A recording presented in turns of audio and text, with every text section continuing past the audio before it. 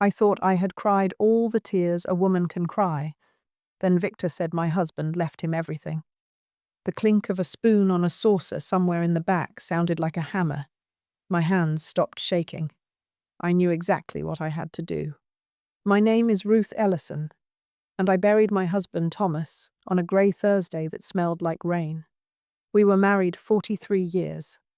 We built our little world brick by brick, sometimes with money, sometimes with sweat, always with our names side by side. The church hall was full of faces that had watched us grow older together. I wore the same simple black dress I wore to our daughter's graduation.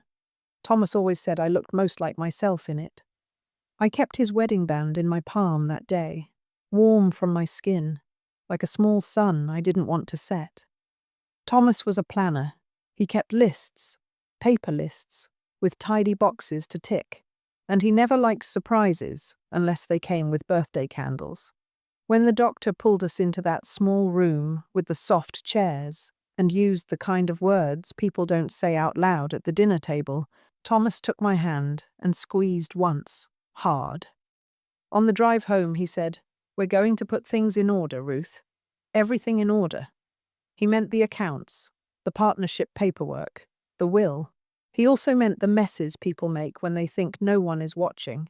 Which brings me to Victor Hale. He wasn't family, though he liked to act like it when there were cameras or donors. He came on board 20 years ago when Thomas decided to expand from 2 trucks to a fleet. Victor was quick with numbers and quicker with compliments. He called me Mrs. E as if we were old friends, but never truly knew us. Thomas saw the good in everyone.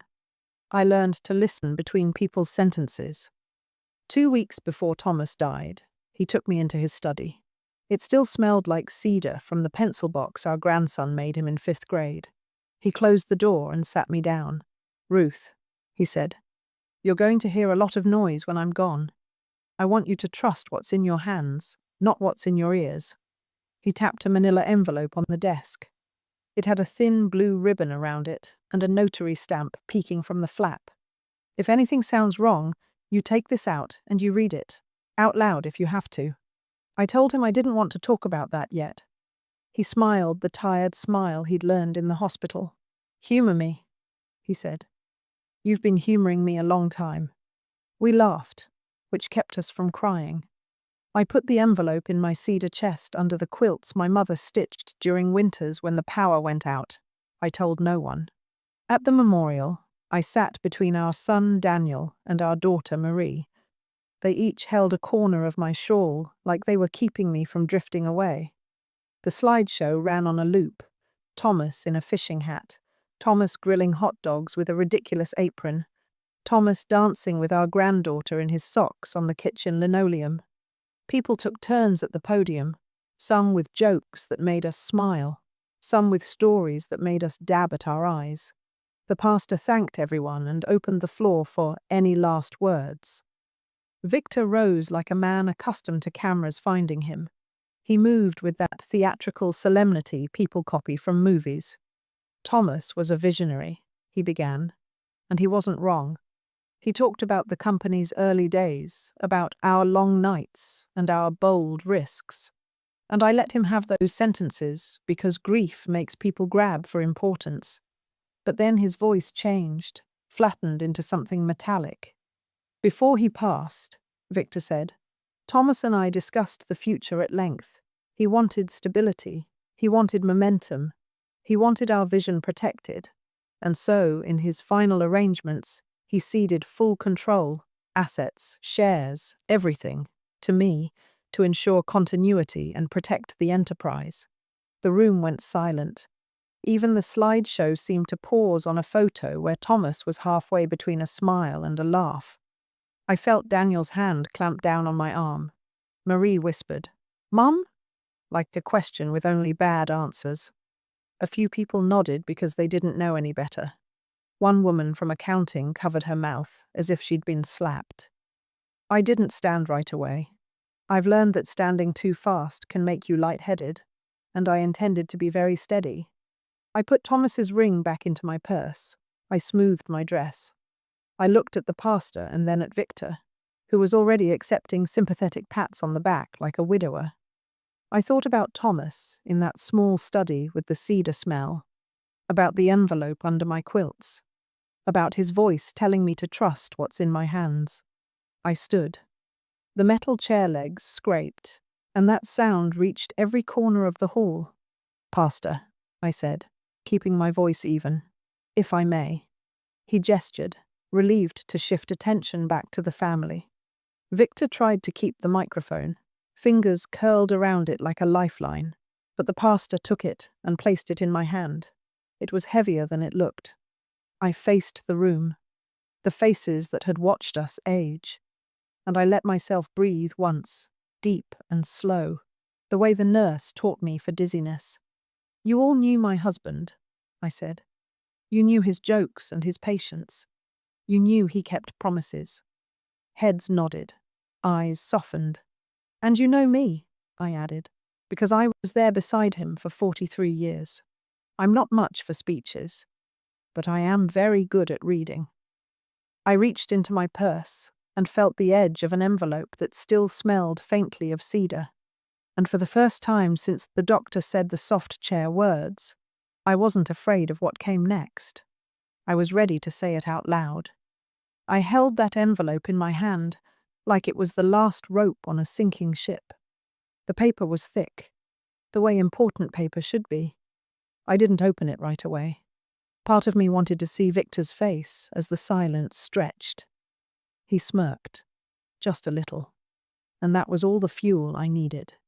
"This," I said clearly, holding it up for the room to see, "is my husband's will, the real will, signed, dated, notarized, and witnessed."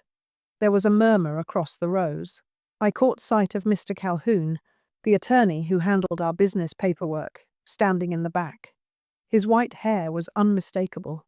He gave me the faintest nod, as if to say, "Go on, Ruth." Victor took a step toward me, his hands out like he was trying to calm a frightened animal.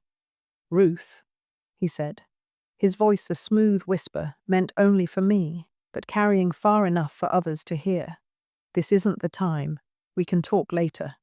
"This is the time," I interrupted. I was done letting him shape moments to suit himself. I looked around the hall, making sure I met the eyes of our employees, our friends, our children's friends, people who had trusted Thomas. Before Thomas passed, he told me something important. He said there might be a lot of noise when he was gone, and that I should trust what's in my hands, not what's in my ears. I tapped the envelope gently. A few heads tilted in understanding. Some of the older men leaned forward, as if sensing there was more to the story.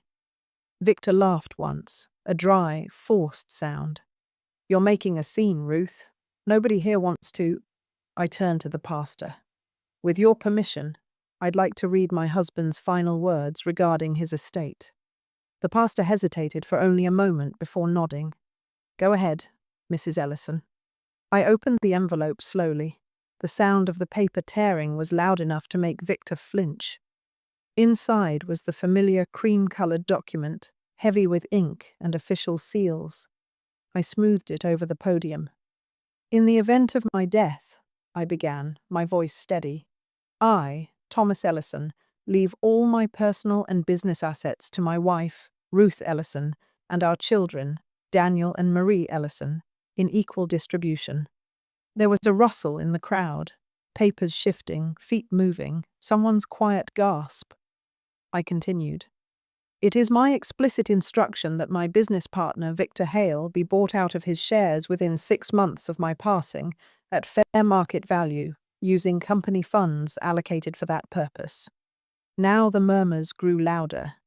Some were whispers of disbelief. Others were short, sharp exclamations. I saw our head accountant, Lydia, exchange a look with one of the sales managers, a look that said, "We always suspected something." Victor's face drained of color.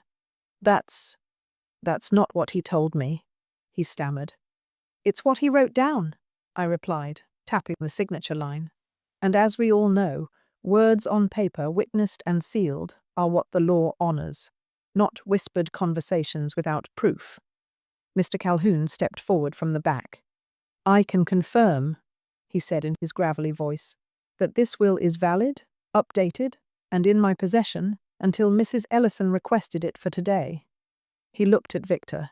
"I oversaw the signing myself." Thomas was clear in his wishes. The room went utterly still. You could feel the shift, the crowd's silent alignment moving away from Victor and back toward me. Victor tried again. "Ruth, you're embarrassing yourself. This isn't—" "No, Victor," I said, my voice sharper now. "What's embarrassing is using my husband's memorial to spread a lie that would have stripped his wife and children of what he spent a lifetime building." Daniel stood then, his height making him look even more like his father. "Mum," he said, "do you want me to walk him out?" I shook my head. "No. Let him hear the rest." I finished reading the will.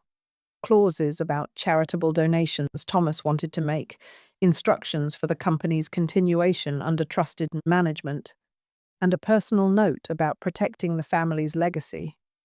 When I set the papers down, I felt the weight of the moment settle in the room. This wasn't just about a business.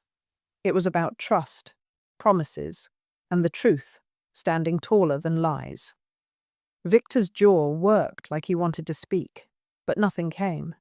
He finally turned and walked out, the click of the door behind him echoing like a gavel. I looked out at the room. My husband lived with integrity. I will honor him by protecting what he left in my care. Thank you. The pastor said a closing prayer, but I hardly heard it. All I could think was that Thomas had been right. There was a lot of noise, but I had just cut through it, and I wasn't done yet.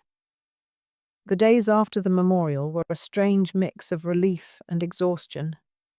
People called, sent letters, even stopped me in the grocery store to say how brave I'd been. I didn't feel brave. I felt like a woman who had been handed a task by her husband and simply carried it out. But bravery wasn't the word I would use for what Thomas did in the weeks before he died. That was foresight. That was love. It had started one evening in early spring, just after the forsythia bloomed. Thomas had been quieter than usual during dinner, picking at his plate, sipping his iced tea without much enthusiasm. I asked him if the pain was worse. He shook his head and said, "It's not that."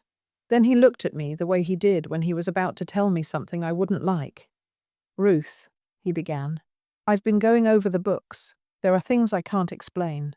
Big withdrawals, investments I never approved, and the only other signature authorized for those accounts is Victor's." I felt my stomach sink.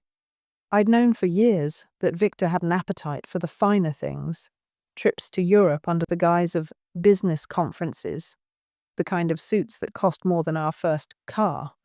But Thomas always brushed it off. "That's just Victor," he'd say. "Flashy." But this wasn't flash. This was theft. "I've spoken to Calhoun," Thomas continued. "We're restructuring. I'm updating my will, locking Victor out of anything he can't legally touch. And if anything happens to me, I want you to have full control to deal with him as you see fit." I told him it was too much to take on, that he should be resting, not poring over legal language and bank statements. But he only smiled faintly. "I need to know you and the kids will be safe from him. It's the last thing I can do." A week later, I sat beside him in Calhoun's office as they went over the final draft. His hands trembled slightly as he signed, but his signature was still clear and confident. Calhoun affixed the notary seal, and Thomas placed the envelope in my lap. "Don't open it unless you need to," he said. "But if you need to, don't hesitate." That was Thomas, a man who planned for storms even when the skies were clear. The night before he passed, he was too weak to talk much. I sat with him, holding his hand, and he whispered, "Remember what I told you." I promised I would. When I saw Victor at the memorial, dressed in an expensive charcoal suit with a silk tie I'd never seen before, I had a bad feeling. The smirk he gave me before his speech told me he wasn't here just to grieve. And when he made his announcement, I understood exactly why Thomas had insisted on giving me that envelope. After the service, Daniel drove me home. He was quiet for most of the ride, gripping the steering wheel tighter than usual. "Mum," he said finally, "did Dad tell you Victor might try something like this?" I nodded. He told me exactly what to do if it happened. Daniel exhaled slowly, shaking his head. "I'm glad you didn't let him get away with it. I don't think I could have kept my mouth shut." That night, I set the will on the kitchen table and made a fresh cup of tea. I went through it again, line by line, making sure I understood every word. I already knew the big picture. Everything to me and the children Victor bought out. But there were other details I hadn't focused on before. There was a clause about charitable giving, a scholarship in Thomas's name for students in our county.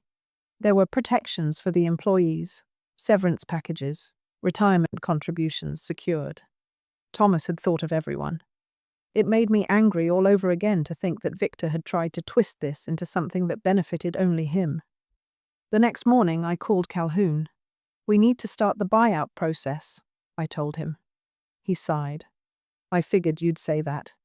Be ready for a fight, Ruth. Victor's not the type to go quietly."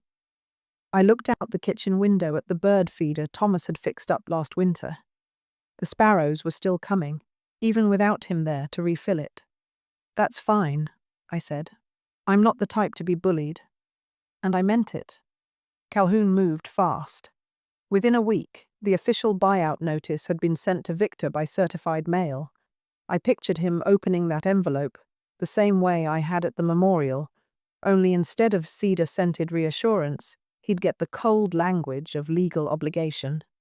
2 days later, he called me.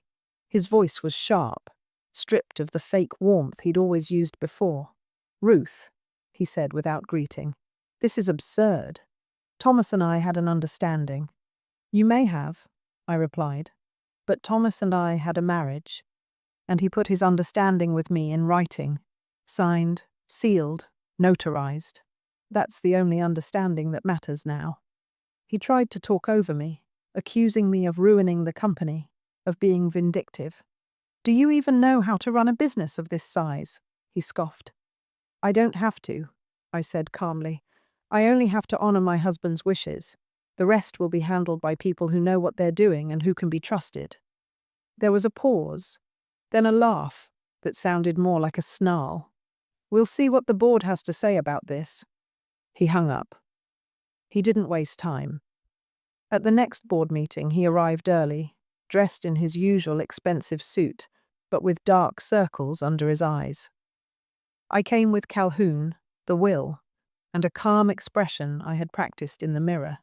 The room was full board members, senior managers, even a couple of long-time employees who had been invited to speak on the company's future. Victor started before anyone could even sit. "We all know the business can't survive without strong leadership," he announced. "And with Thomas gone, I'm the logical choice. Ruth doesn't have the experience, and selling my shares back will drain the company's reserves." Calhoun cleared his throat. "If I may," he said, sliding a copy of the will across the table to each board member. "Thomas's instructions were explicit, and they are legally binding. The buyout will be conducted at fair market value, and funds have already been set aside in the company's financial plan for exactly this scenario." Murmurs broke out. One board member, a tall man with a gravelly voice, asked, "Victor, why didn't you mention this clause before?" Victor's face reddened. "Because it's a mistake. Thomas didn't mean it. He must have... Be careful with your words, Victor.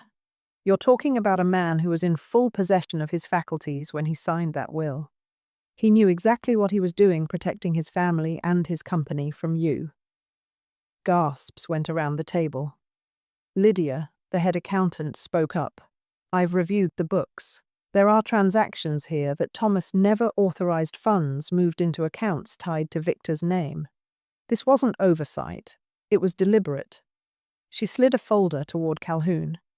"And I have the documentation." Victor's jaw tightened. That's private business. It's company business, Lydia snapped. And as of now, it's under legal review. By the end of the meeting, the board had unanimously voted to proceed with the buyout. Victor stormed out without shaking anyone's hand, muttering about lawsuits. I stayed seated, letting the decision settle in the air. I knew it wasn't over. People like Victor didn't accept defeat easily. But he had lost his platform, and that was the first real step toward removing him entirely. As I walked out with Calhoun, he said quietly, "That was the turning point.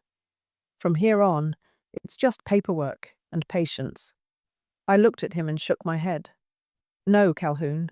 From here on, it's about making sure Victor never has another opportunity to do this to anyone else." And I meant every word. The weeks that followed felt like a chess match, except my opponent was playing with temper instead of strategy. Victor wasn't content to let the legal process grind on quietly. He started making noise. First came the phone calls. At first, they were civil, dripping with false politeness. "Ruth, we can still work this out without lawyers," he'd say. "If you just release the shares to me, I'll take care of everything. You'll be comfortable for life."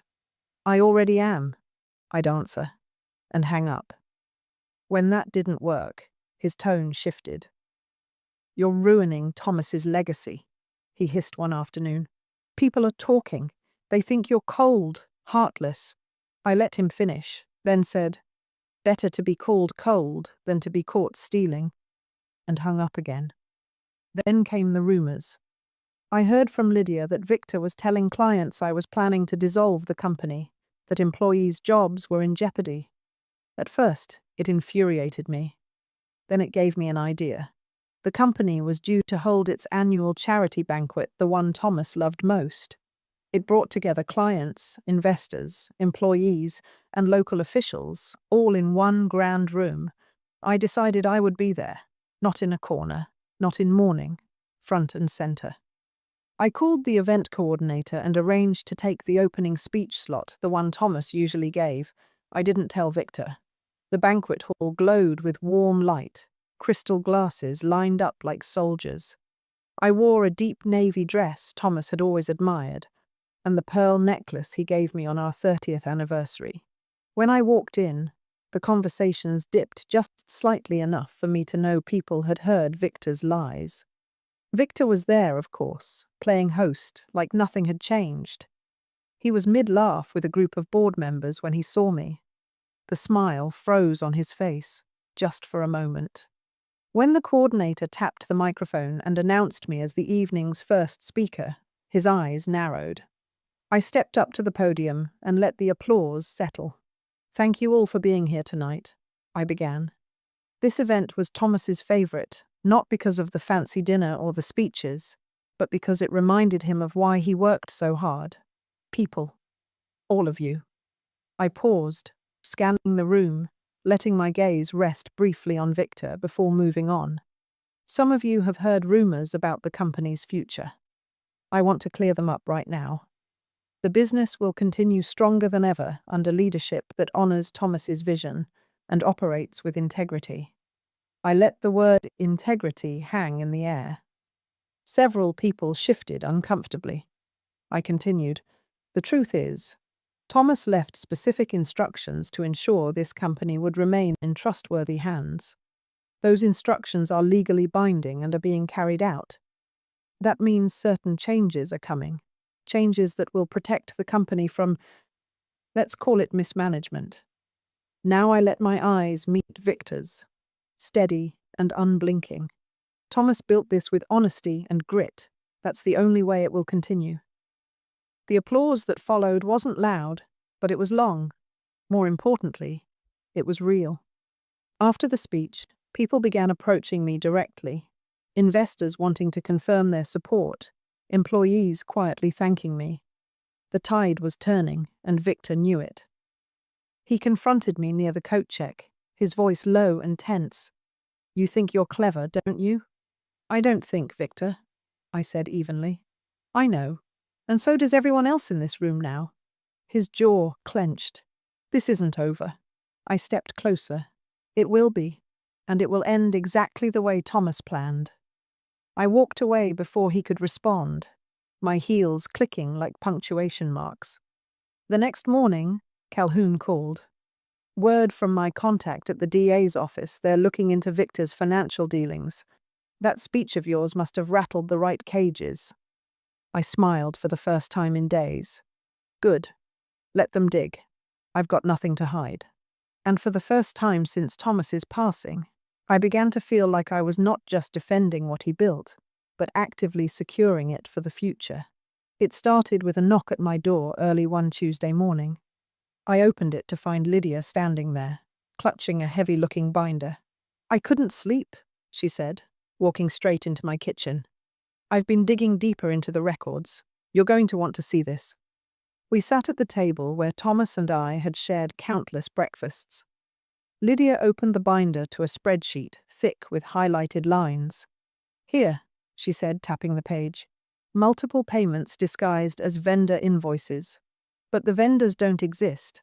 The bank accounts they lead to, all in Victor's name or connected to shell companies he controls." She looked up at me, her eyes sharp. "This isn't just bad bookkeeping, this is fraud." I called Calhoun immediately. He didn't waste time. By Thursday, the DA's office had copies of Lydia's binder, and by Monday, Victor had a subpoena with his name on it. The news spread faster than wildfire. By the time I arrived at the office the next day to meet with Calhoun, people in the lobby were whispering openly about Hale's mess and the investigation. When I stepped into the boardroom, the few who had been sitting on the fence about the buyout now avoided Victor entirely. He arrived late, looking rumpled, a first for him. No crisp suit today, just a wrinkled shirt and a tie that hung loose. His usual swagger was gone. The meeting was short. Calhoun laid out the facts. The will was binding, the buyout mandatory. The DA was investigating possible embezzlement. Victor's position at the company was no longer tenable. I stayed silent for most of it, letting Calhoun speak. But when Victor tried to argue that the accusations were baseless, I leaned forward. "Thomas warned me about you," I said. "He didn't have proof at the time, but he had instincts.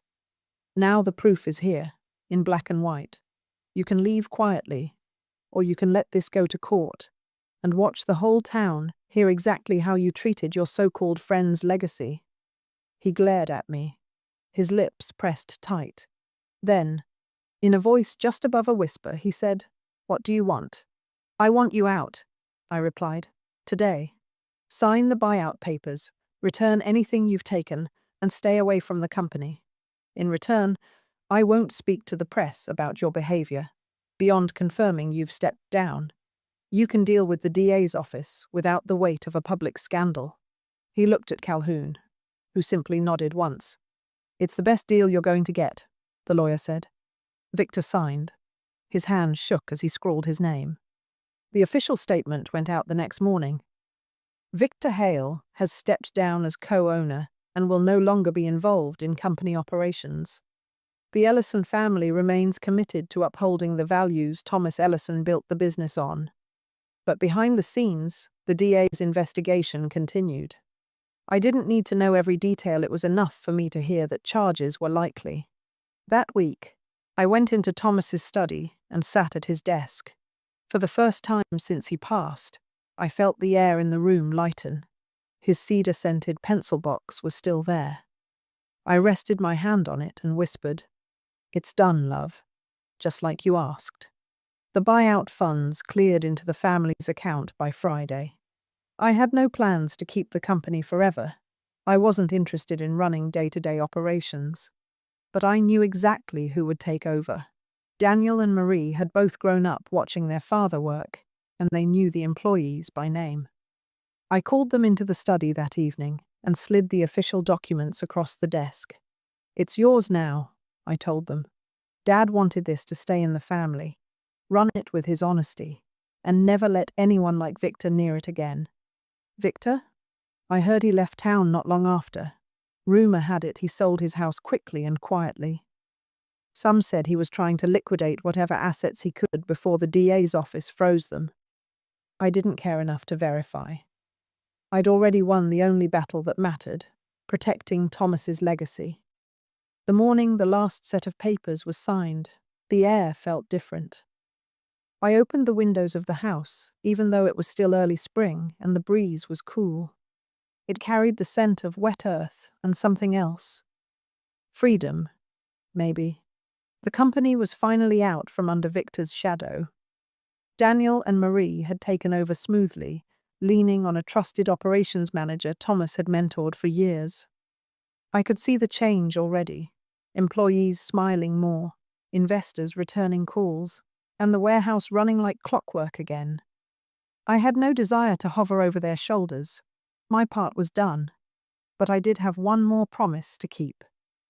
2 weeks later, I met with the county's Education Foundation in a sunlit conference room downtown. I slid a check across the table, a portion of the buyout money Thomas had secured for us. I'd like to establish the Thomas Ellison Scholarship, I told them, for students in our county who want to study business ethics or community development.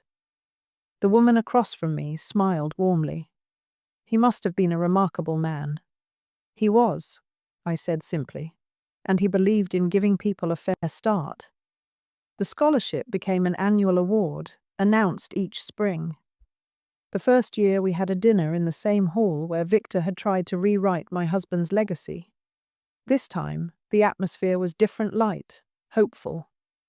The young woman who won stood at the podium, hands trembling as she spoke about her dream of starting a non-profit to help local farmers. When she finished, I handed her the scholarship certificate and whispered, "Make it count." She nodded, eyes shining. As for me, I returned to a quieter life. I spent mornings tending Thomas's garden, making coffee the way he liked it, even though it was just for me now. Sometimes I'd sit on the back porch with a book and let the sound of the wind in the trees fill the silence. Every now and then, someone would stop me in town, an old employee, a neighbor, to say how proud Thomas would be. I'd smile and thank them. But the truth was, I already knew. I'd felt it the moment Victor signed those papers. One evening, I went into Thomas's study. The late sun was coming through the curtains, laying gold across his desk. I opened the cedar box where I kept his wedding band. It was warm in my hand, just like the day of the memorial. I sat in his chair and whispered, "It's all settled, love. The company is safe. Your name is safe. And the people who counted on you still can." For a moment, I almost imagined he'd walk in and tease me for getting sentimental, but instead, there was only the quiet and the soft rustle of the trees outside. I slid the ring back into the box, closed the lid, and stood. There was no more weight on my shoulders, no more unfinished business. I had kept my promise. And I knew, wherever Thomas was, he heard me.